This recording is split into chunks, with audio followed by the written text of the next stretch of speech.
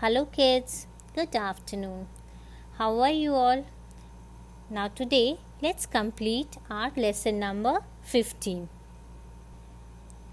We already studied about the living things. The 6 characteristics that a living thing should possess are: they can move, they need food and water, they breathe, they feel and respond to changes around them, living thing reproduce, and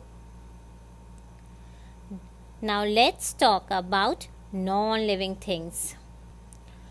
Non-living things are those things which do not have life. They do not possess all the characteristics that we studied about living thing. Examples of non-living things are a ball, a lollipop, a spoon, a drum, a kennel, etc. Non-living things can be further classified into 2 heads.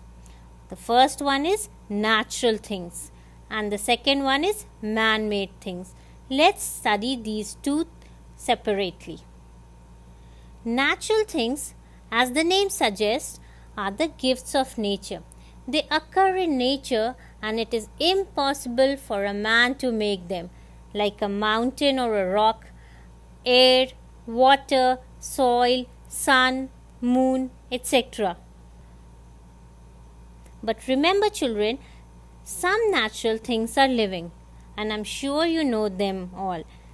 Natural living things are a tree, a bird, animals are all natural living things.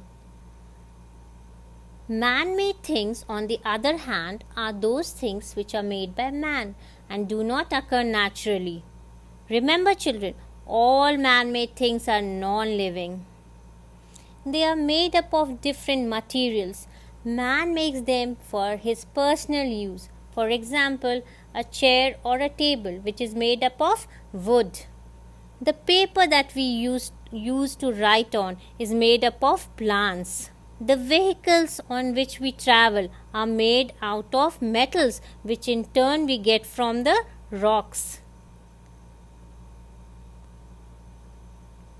So if you notice children, all the man-made things are directly or indirectly made from the natural resources.